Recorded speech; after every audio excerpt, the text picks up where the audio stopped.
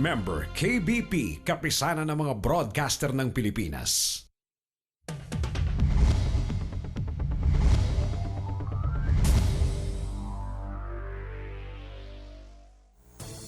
Narito ang mga headlines ngayong araw na ito sa MBC Network News.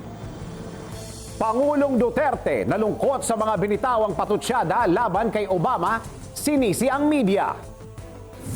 Meeting ni Digong at Barak tuloy pa rin, inilipat lang ng petsa.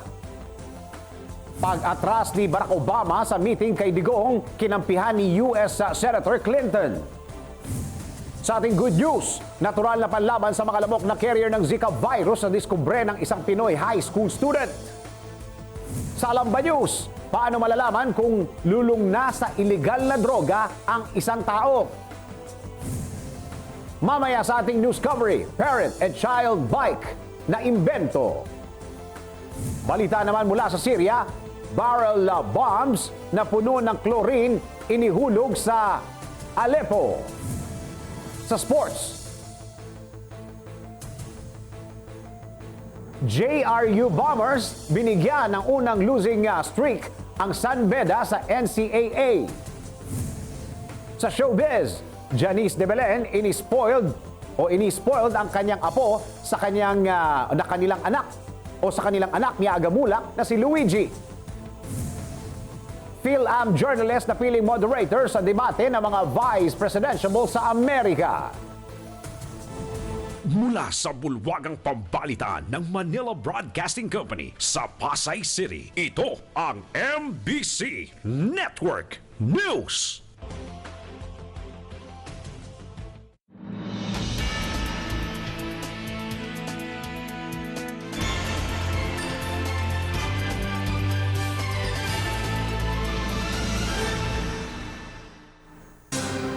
Magandang araw Luzon, Visayas at Mindanao at sa buong mundo. Samahan po ninyo ako ng kalahating oras ng ating balitaan. Narito po ang detalye ng mga balita.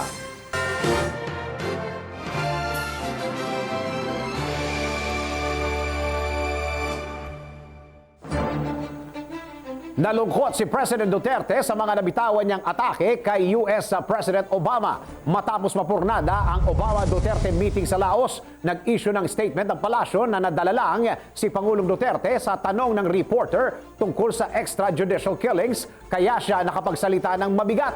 Bago umalis patungo sa Laos, idiniin ni Pangulong Duterte na hindi siya luluhod kanino man na baka mamura niya si Obama pag inungkat sa ASEAN Summit ang extrajudicial killings at mas maraming anyang paglabag ang US sa human rights. Sa statement na Malacanang, nakakalungkot na nagmukhang personal ang atake ng Pangulo kay Obama na nag-ugat sa tanong ng media. Nakasaad rin sa statement na matutuloy sanang naudlot na meeting ng dalawang leader para makabuo ng mga kasunduang pakikinabangan ng dalawang bansa. Samantala, matutuloy pa rin ang meeting ni President Duterte at US President Obama. Sa statement ng Malacanang, inilipat lang ng petsa ang naudlot ng pagkikita ng leader ng Pilipinas at US. Ginawa ng palasyo ang pahayag kasunod ng pagkansila ng US sa bilateral talks ng dalawang pangulo dahil sa mabigat na atake ni President Duterte kay President Obama. Sinugundahan ni Democratic presidential candidate Hillary Clinton ang desisyon ni US President Obama na umatras sa pulong niya kay Pangulong Duterte. Ayon kay Clinton, tama ang ginawa ng US President dahil kapag nakipagkita ang kahit na sino man sa kanilang kaibigan o kahit na sino, dapat ay alam niya ito at may nakalatang na isyong pag-uusapan. Naudlot ang pagkikita ni US President at Duterte sa sideline ng ASEAN Summit kasunod ng mabigat nitong upak kay Obama. Bagay na ikinalungkot na ni Pangulong Digong at mistulan na ring humingi ng dispensa sa mga nasabi niya. Samantala, tanggap tayo ng isang report, oral argument sa issue ng libingan o paglilibing sa libingan ng mga bayani ni dating Pangulong Marcos, itutuloy na ng Korte Suprema. Nako, May rally na naman ba dyan? RH29, Boy Gonzales. Kuya Boy. Kuya Boy. Okay. Balikan natin mamaya ng konti si RH29, Boy Gonzales. Samantala, may bawas singil ang Meralco ngayong Setyembre. Ayon po yan sa Meralco, tumaas ng 8 centavos kada kilowatt hour ang generation charge, pero nakaltasan naman ng 5 sentimos ang transmission charge. Katumbas ito ng 9 pesos na kaltas sa electric bill kung ang konsumo ay 200 kilowatt hour kada buwan o 13 pesos and 50 centavos sa mga kumukonsumo ng 300 kilowatt hour. 18 pesos naman sa kada 400 kilowatt hour at 22.50 pesos naman sa mga kumukonsumo ng hanggang 500 kilowatt hour kada buwan. Samantala, ibinalita ngayon ng Meralco ang posibilidad na tamaan ng brownout ang maraming lugar sa Metro Manila, lalawigan ng Laguna, Cavite at Bulacan sa maghapong ito. Samantala, balikan na natin si Kuya Boy. Oral argument sa issue ng paglilibing ni dating Pangulong Marcos sa libingan ng mga bayani itutuloy na po ngayon sa Korte Suprema. Naku, Kuya Boy, may rally na naman ba dyan? Magbabalita si RH29, Boy Gonzales. Kuya Boy! Meron naman. Alas 10:15 o pasado, nagsimula itong ikalawang oral argument sa Supreme Court kaugnay ng 6 na petisyon ng mga kontra sa planong paglilibing kay dating Pangulong Ferdinand Marcos sa libingan ng mga bayani. Dahil sa natapos na ang paglalatag ng mga petitioner ng kanilang argumento sa issue nung nakalipas na Merkules, pagkakataon naman ngayon ng panig ng mga respondent na sumagot. Unang sumalang sa oral argument si Solicitor General Jose Calida. Bilang kinatawa naman ng mga respondent, bibigyan ng korespema ng 30 minuto ang mga respondent sa kanilang mga argumento. Ayon kay Sergeant Calida, hindi layon ng paglilibing sa dating Pangulo, nakilalanin ito bilang bayani kundi para gawaran daw ng simpleng libing na naayon sa isang dating Pangulo ng bansa. Ang paliwanag ni Sergeant Calida, hindi dapat magpadala ang Supreme Court sa mga argumento ng mga petitioner at naniniwala ito na maaaring may basura ang petisyon ng mga kontra sa Marcos Burial. Binanggit pa ng Sergeant na mayroong House Resolution 1135 noon na kahit pa sa mga sa dating Pangulo Noynoy Aquino na payagan ng paglilibing kay Marcos sa libingan ng mga bayani. Hindi rin na niya layo ng Marcos Burial na baguhin ang kasaysayan. Inaasahan naman bibigyan din ng pagkakataon ng mga kaanak ng pamilya Marcos na magsalita sa harap ng mga maestrado ng Supreme Court.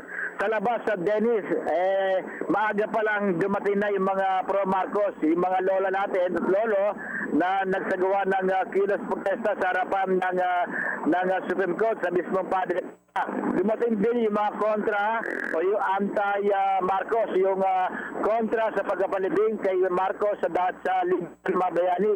Sa ngayon, sarado na yung kahaba nitong Padre Paura dahil sa isinasagawang rally ng mga pro at anti-Marcos. Yung nakakaranas na ngayon ng masikip na dali ng trapiko itong kahaba ng Top Avenue, lalo na yung kanto ng Padre Paura dahil sa rally ng mga anti at pro-Marcos. Ayon kay Superintendent Albert Barok na mas marami ang bilang ng mga pro-Marcos na nagsagawa ng pagkilos dito sa harapan ng Supreme Court.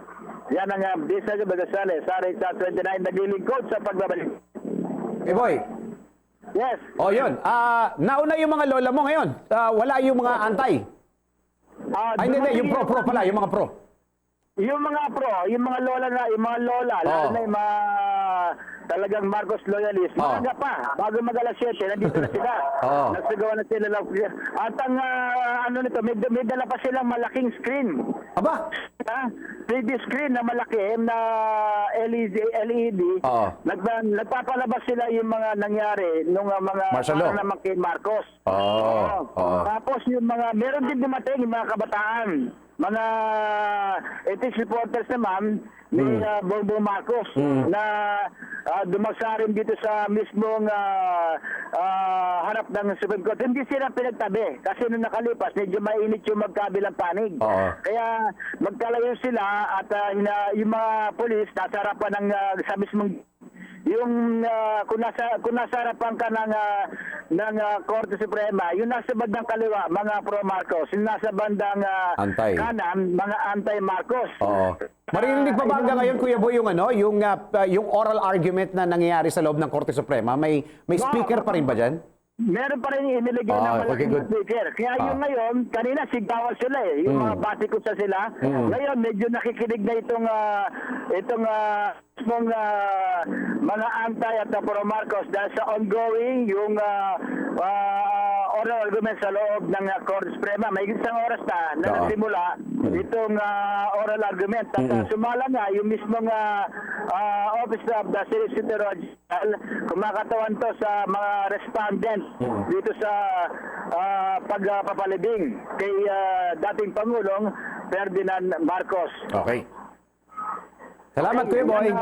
Okay, yan, Dennis, sabihin, papasok na ulit ako dito sa Supreme Court. Kaugnay pa rin sa ongoing ng oral argument. Sa harapan naman ay patuloy na nakikinig yung anti at pro-Marcos. Okay. Yan ang Diesel Magisare, sa 29, naglilingkod sa pagbabalita. Maraming salamat. Nagbabalita ng live si RH29, Boy Gonzales. Samantala, tanggap pa rin tayo ng isang live report pa rin. Suspect sa droga, pinasok sa bahay at pinagbabaril. Naku, saan ito? RH24, Edmar Estabilio. Edmar? Dennis, patay ang isa manoy notorious drug suspect matapos pagbabarilin sa Barangay Rosario, Pasig City. Kinilalang napatay na si Ronaldo Velasco, 35 anyos alias Ronron. Ayon sa Chief of Police na si Senior Superintendent Orlando Yebra, si Velasco ay naroon sa banyo ng kanyang bahay sa Javier Compound ng pagbabarilin ng 4 na suspect. Idiniin ni Yebra na si Velasco ay kabilang sa drug watch list sa Barangay Rosario. Si Velasco ay pang 25 sa napatay sa Pasig City na kabilang sa death under investigation o DUI ng PNP. Yan ang DCRS News. Edmar Estabilio, RH24, naglilingkod sa pagbabalita. Nagbabalita ng live si Edmar Estabilio. Uy, okay. Maraming salamat, Edmar. Samantala, balik ka. Pwede na ba si Val? Pwede na ba natin papasukin si Val? Okay na. Sige. Teka muna. Naku, hindi magandang balita ito. Maraming lugar daw po sa Quezon City bigla nawala ng tubig. Nakaw! Magagalit na naman. Nakaligo na ba yung mga yan? RH05, Val Gonzales. Anong oras nawalan dyan, Val? Magandang balita, Dennis, dahil kung alas 6 alas 6 ng umaga kanina nang maibalik ang supply ng tubig sa 15 barangay na naapektuhan sa nasirang linya ng Manila Water sa kahabaan ng E. Rodriguez dito sa Quezon City. Ito ay dahil madaling araw, Dennis, nang matapos ang pagkukumpuni ng mga tawa ng Manila Water sa sumabog ng main pipeline. Pero nagka-problema pa rin, Dennis, yung mga residenteng papasok ng maaga dahil madumi pa ang unang lumalabas na tubig sa mga gripo at hindi pa ito maaaring gamitin. Kinailangan pang buksan ang maraming mga fire hydrants para mailabas muna ang maruming tubig hanggang sa maaari na itong gamitin. Ilang ayuda, Dennis, nagpalabas naman ng mga truck ang Manila Water para magbigay ng libreng tubig para sa mga apektadong residente, pero hindi naging sapat dahil sa lawak ng naapektuhan mula pa kahapon ng hapon. Sa inisyal investigasyon ng pamunuan ng Manila Water, tinamaan at sumabog ang pipeline dahil sa isinasagawang proyekto ng isang malaking telecom company. Kabilang sa mga naapektuhang barangay mula kahapon hanggang ngayong umaga ay ang mga barangay ng Immaculate Concepcion, Barangay Kamuning, Kristong Hari, Barangay Laging Handa, Nayong Kaunlaran, Obrero, Paliksahan, Barangay Filam, Barangay Roas District, Sacred Heart, South Triangle, Santa Cruz, West Triangle, at ilan pang mga barangay na sakop ng Barangay Mariana, Quezon City. Ito'y lahat karamihan sa District 4 ng Quezon City. Parito sa Quezon City, yan ang DCRS News. Val Gonzales, RH number 5, naglilingkod sa pagbabalita. Maraming salamat, RH05, Val Gonzales. Samantala, balik EDSA na uli ang mga UV Express Pinagbigyan ng Department of Transportation o DOTR at Land Transportation Franchising and Regulatory Board o LTFRB ang pakiusap ng mga driver at operator ng UV Express batay naman sa kagustuhan ng mga sumasakay sa kanila. Sa public consultation ng DOTR, LTFRB at ng transport groups, pinayagan na uli sa EDSA ang mga UV Express sa kondisyong tutulong silang huwag maging pasaway sa trapiko. Paano kaya monitoring nito? Anyway, sige. Traffic pa rin ang pag-usapan natin dito. Tanggap po tayo ng isang live report. Traffic ng flights sa mga paliparan malabo pang masolusyonan. Nako, isa pa tong problema. Magbabalita si RHO6 Sherwin Bata Alvaro. Sherwin. Denisa, hindi basta-basta mapapalipat o maililipat sa Clark International Airport ang operasyon ng mga airline company sa NAIA. Ito ang kinumpirma ni Transportation Secretary Art Tugade kaugnay ng balaking na decongestion ng mga eroplano sa NAIA. Ayon kay Tugade, ilang flights pa lamang ang maaaring mailipat ng paliparan gaya ng ginawa ng hakbang ng Philippine Airlines. Una rito ay inanunsyo ng PAL na magbabawas sila ng kanilang mga domestic flights na manggagaling sa NAIA at ang napipintong paglipat ng mga ito sa bagong paliparan ng Clark International Airport. Kabilang sa mga biyahe na ililipat ng PAL ang Manila-Caticlan at iba pa mga malalaking biyahe ng kanilang mga domestic flight na may bulto ng mga pasahero na ngayon ay planong ilipat dito nga sa bagong paliparan ng Clark International Airport.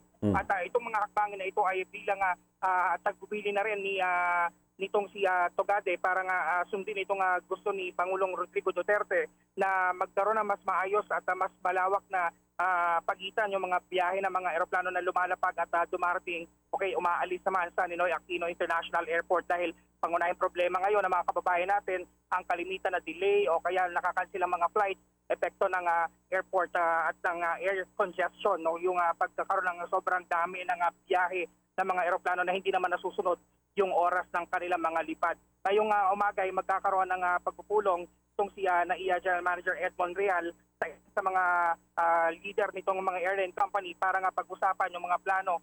Kasama na rito itong paglilipat nga ng ilan sa mga major domestic flights sa Clark International Airport. Yan ang Sherwin, kung sakasakali lang sa dami ng lilipat ng mga flights mula Manila to Clark, nakahanda ba yung Clark Airport sa palagay mo sa dami ng lilipat? Yan ang isa sa mga konsiderasyon dahil ang sinasabi ng Philippine Airlines at ng Cebu Pacific, bago sila magkaroon ng movement ng paglilipat ng mga biyahe ng aeroplano, kinakailangan merong logistical requirement na available doon sa mga paglilipatang paliparan kagaya nitong Clark International Airport. At bilang bahagi nga ng compliance itong Philippine Airlines sa request ng Pangulo na sana'y magkaroon ng mas malawak na air difference yung flights ng mga aeroplano, magkakaroon din sila ng transfer ng kanilang mga assets kagaya ng mga nandito nakadeploy sa NAIA Terminal 2 na isa sa mga pangunahing paliparan nga na ginagamit ng Philippine Airlines. At yung ilan na mga biyahe naman ng aeroplano na nanggagaling dito sa Terminal 3, yung ilan sa mga staff nila, yung ground staff, yung ground handling, pati yung mga foyers na ginagamit doon sa paglilipat ng mga gamit nitong mga pasahero sa aeroplano, kailangan physically ma-transfer din ito sa Clark International Airport. At ngayon nga, nagsisimula na ito mula ngayong Siyempre 1 hanggang sa 15. So yung itong period na ito, sinasabi ng Philippine Airlines ay magkakaroon sila ng mga availability ng mga flights. Sakasakali man na yung ilan sa mga naapektuhan na nakansela yung mga biyahe, maaaring makapag-abiso at makapag-reschedule ng kanilang mga flight at bibigyan sila ng bagong schedule kung yung kanilang mga flight manggagaling na ng Clark International Airport. Okay, maraming salamat, Sherwin. Yan ang Teaser H News, RH number 6, Sherwin Bata Alfaro, naglilingkod sa pagbabalita. Nagbabalita ng live si RH06 Sherwin Bata Alfaro.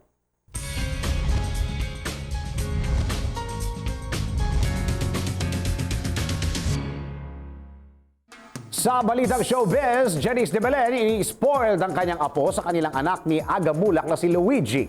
Magbabalita si RH43, si Rocky.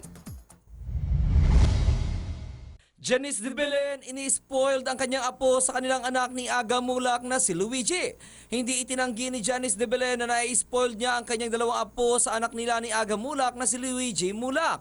Ayon kay Janice, hindi niya maiwasan na hindi niya ma-spoiled ang kanyang dalawang apo na isang lalaki at isang babae, pero pinagagalitan din naman daw niya ang mga ito kung kinakailangan. Sa ngayon umano ay nakikita niyang gusto rin mag-artista ng kanyang mga apo at hindi umano niya ito pipigilan. Nakikita niya raw kasi ang mga kaartihan ng mga ito ngayon pa lamang, kaya't sigurado umanong sa showbiz din ang bagsak ng mga ito. Ayon pa rin kay Janice, siya ang mag-guide sa kanyang mga apo kung sakaling gustuhin ng mga ito na mag-showbiz na rin balang araw. At yan aking balita, ako naman si RH43 Rocky, ang inyong kaliga sa mundo ng showbiz.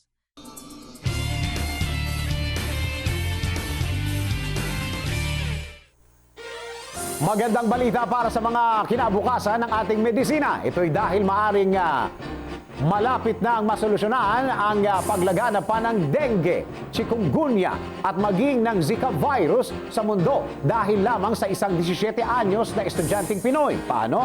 Alamin natin ang magandang balita mula sa report ni RH09, Sunny Casulia. Posible nang mapigilan hanggang sa tuluyang masugpo ang paglaganap ng mga lamok na nagdadala o carrier ng dengue, chikungunya at kahit Zika virus. Salamat sa puspusang pag-aaral na ginawa ng isang 11th grade student mula sa Daniel R. Aguinaldo National High School sa Davao City na si Jerwin Paul Lumabaw, 17 taong gulang. Kinilala hindi lamang dito sa bansa kundi maging sa Phoenix, Arizona, ang wikang ay medical breakthrough para tuluyang masolusyonan ang lumalalang problema sa mga nabanggit na virus, partikular ang Zika. Ayon kay Lumabaw, naisip niyang gawin at ibahagi ang kanyang natuklasan sa ginanap na Intel International Science and Engineering Fair matapos na mapagtanto niyang patuloy na lumulobo ang bilang ng mga nasasawi sa mga nasabing sakit. Naunang nadiskubre ang kakayanan ng dahon ng tawa-tawa at tanglad upang mabawasan ang paglaganap ng dengue at chikungunya. Kaya't naisip ni Lumabaw na maaring uri rin ng dahon ang mas magandang solusyon laban sa mga ito at Zika virus. Kaya't sinubukan ng 17 taong gulang na estudyante na pag-aralan ng kanyang tinatawag na San Francisco plant o Codium variegatum na karaniwang nakikita sa bakuran ng mga bahay sa bansa. Matapos ang isinagawa niyang intensive research and testing, napatunayan ni Lumabaw na mas higit ang kakayanan nitong mapuksa ang mga itlog ng lamok na maaaring maging carrier ng mga nasabing virus. Sa ngayon, patuloy ang pagpapalawig sa nasimulang pagsisiyasat ni Lumabaw upang tuluyan na itong magamit sa paglaban sa mga sakit na dengue, chikungunya at Zika. At yan ang ating good news. RH9, Sunny Casulia, naglilingkod sa pagbabalita.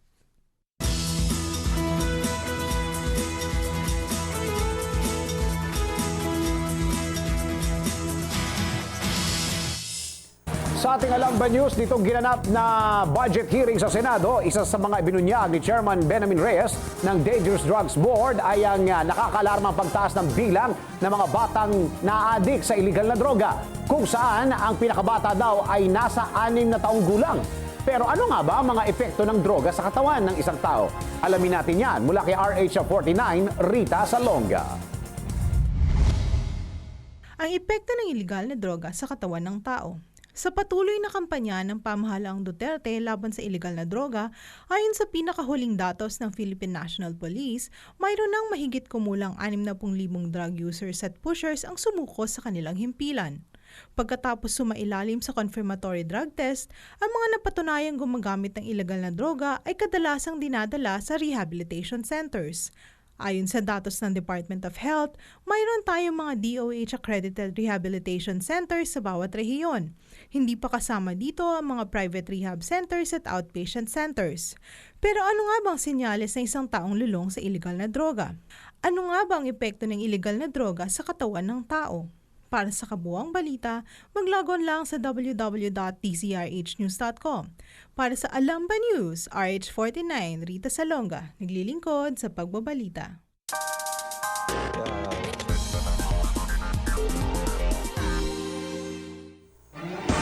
Ito, good news nito para sa mga parent na gustong makasama ang kanilang mga anak sa pagbabike. May naimbento na tinatawag na Parent and Child Bike. Kung paano ito gagamitin, alamin natin kay RH44, Vien Dacles.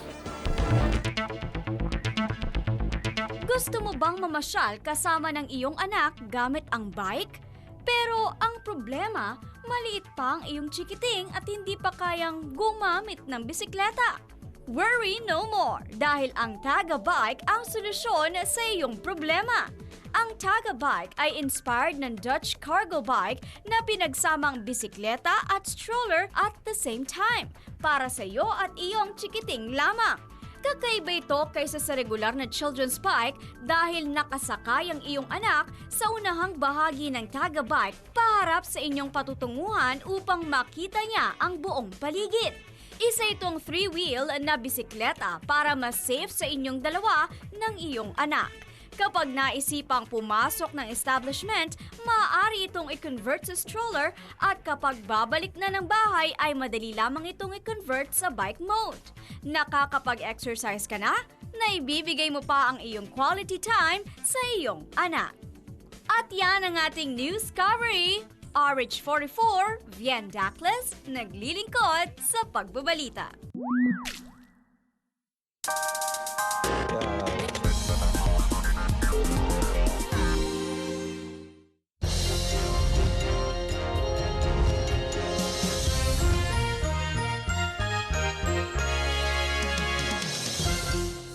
Sa weather, sinalubong tayo ng maulang umaga. Magiging ganito rin kaya ang ating buong maghapon? Alamin natin ang latest weather situation sa buong kapuluan mula kay RH44. Nagbabalik si Vien Dacles. Vien?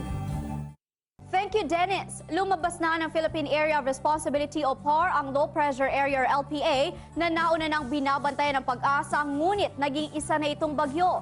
Sa ulat ng Japan Meteorological Agency, ang tropical storm na may international name na Malu ay kumikilos patungong Japan. Samantala, maaga namang binalaan ng Pag-asa ang publiko sa malalakas na ulan na dala ng tumitinding epekto ng La Nina sa bansa. Ito ay sa harap ng malalakas na bagyong maaaring tumama sa bansa na ayon sa pag-aaral ay matindi ng 12 hanggang 15% kumpara sa normal nitong epekto. Sa ngayon, isa na namang LPA ang binabantayan ng Pag-asa na maaaring pumasok sa PAR at huli itong namataan sa layong 355 kilometro silangan ng Hinatuan, Surigao del Sur. Gayunpaman, paliwanag ng ahensya, maliit lamang ang tsansang ito ay maging isang bagyo. Kasunod dito, nagpalabas na ng thunderstorm advisory ang Pag-asa sa Metro Manila, Ubando sa Bulacan, Tanza sa Naik at Naik sa Cavite, Rizal, Batangas, Bataan at Cavite na maaaring tumagal ng 2 hanggang 3 oras. Asahan rin ang maulang panahon sa Ilocos Region, Mimaropa, Zambales, Cagayan at Cordillera Region dahil pa rin yan sa pag-iral ng habagat. Nagpakita ang araw kaninang 5:44 ng umaga at lulubog naman mamayang 6:03 ng gabi. At para naman sa ating 5-day weather forecast, narito po ang nakalap mula sa MBC Network News Weather Center.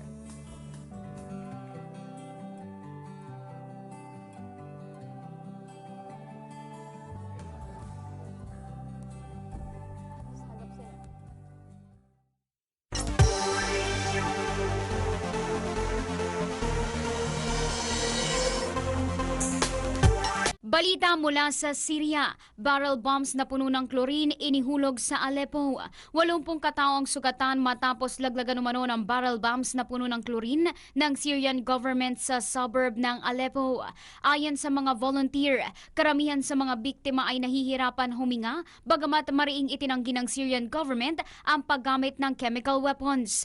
Pahayag naman ni Ibrahim Alhay, Syrian Civil Defense Rescue Worker, nakita niya ang ibinabagsak mula sa helicopter ang mga barrel na may 4 na chlorine cylinders. Ipinasa naman ng Russia alay ng Syria sa mga rebelde ang paglalaglag ng toxic gas. Ang chlorine ay isang common industrial chemical pero maaari rin itong gamitin bilang weapon na mahigpit namang ipinagbabawal ng Chemical Weapons Convention. At para sa balita mula sa Ibayong Dagat, RH48 Sheila Edubas naglilingkod sa pagbabalita.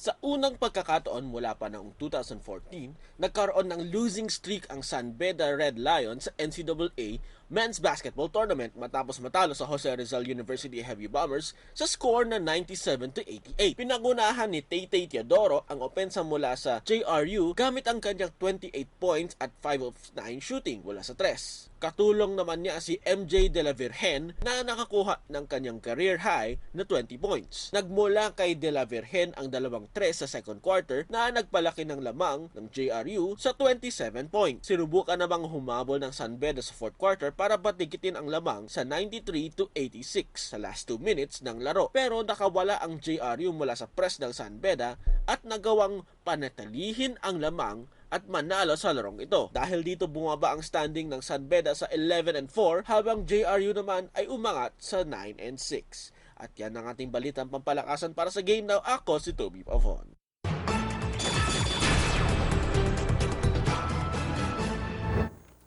Samantala, pasadayan natin itong 30 outstanding Filipinos na pinarangalan at binigyan umano ng kalahating milyong piso. Wow! Laking pera ng halaga ng perang yan.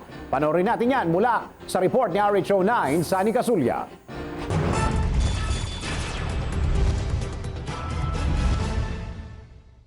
Sa paggunita ng ika-54 na anibersaryo ng Metro Bank sa ilalim ng Metro Bank Foundation, 30 outstanding Filipinos ang muling pinarangalan bilang pagkilala sa kanilang makabuluhan, makabayanihang ginampanan sa makabagong henerasyon ngayong taong 2016. 10 sa hanay ng Outstanding Philippine Soldiers o TAPS, 10 sa hanay ng Country's Outstanding Police Officers in Service o CAPS at 10 rin sa hanay ng mga guro, Search for Outstanding Teachers o SOT. Sa ginanap na makasaysayang okasyon para sa mga tinaguriang Makabagong Bayani 2016, naging tampok na panauhin si Vice President Leni Robredo, Senators Joel Villanueva, Cynthia Villar at Ginoong Roberto Nicdao Jr. ang Pangulo ng Kapisanan ng mga Broadcasters ng Pilipinas o KBP. Samantala, lahat ng awardees ay tumanggap ng tig 500,000 piso at tropeyo. Bilang ganti, pinasalamatan ng lahat ng outstanding Filipino awardee sa mga opisyal ng Metro Bank at Metro Bank Foundation. Yan ang DZRH News. Ako naman si Sunny Casulla, RH9, naglilingkod sa pagbabalita.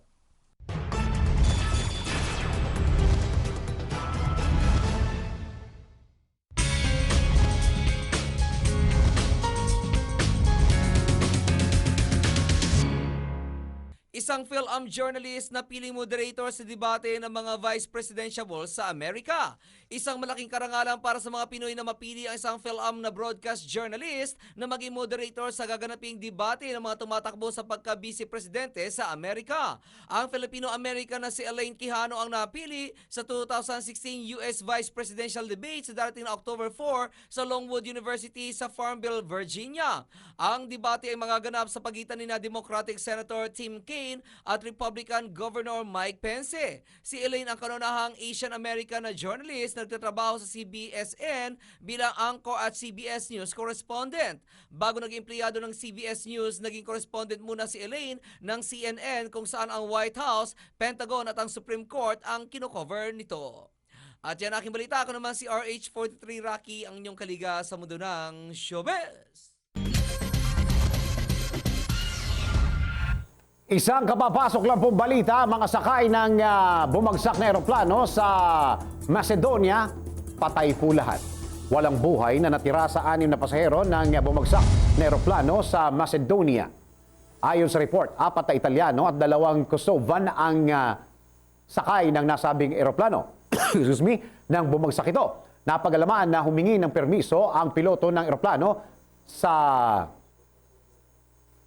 Skopje Airport para mag-refuel. Ngunit bigla naman itong nawala ng kontrol sa control center at napag-alamaan na lamang na bumagsak ito. 6 na milya ang layo sa nasabing airport. Natagpuan ang wasak na eroplano na may apoy pa.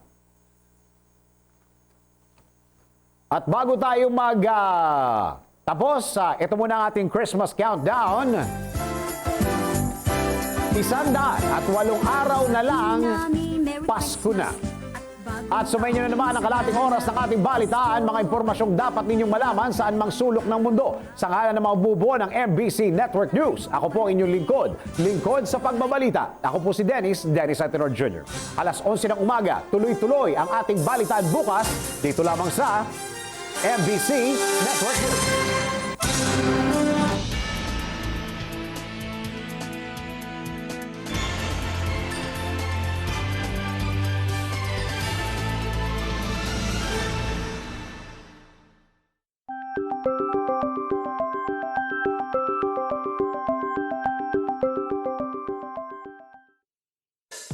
Bonding with the family pag may time. Try ng bagong recipe pag may time. Business pag may time. Dahil ang may pride, may time. Pride Power Wash. Tama sa washing machine. Tama sa mancha. Kasi may stain-away formula, di ka kusot ng kusot. Tama ang bula, di ka banlaw ng banlaw. Tama sa motor, dahil walang chalk na pwedeng magbara. Pride Power Wash. Tama sa washing machine. Update pag may time. All you need is Pride. ECS. Loyal ka ba sa toothpaste mo? Sa blind toothpaste test, malalaman. Excuse me, anong toothpaste ang ginamit niyo? Eddie, yung lagi ko ring gamit. Unique pala. Mali tayo. Ayon sa research, 6 out of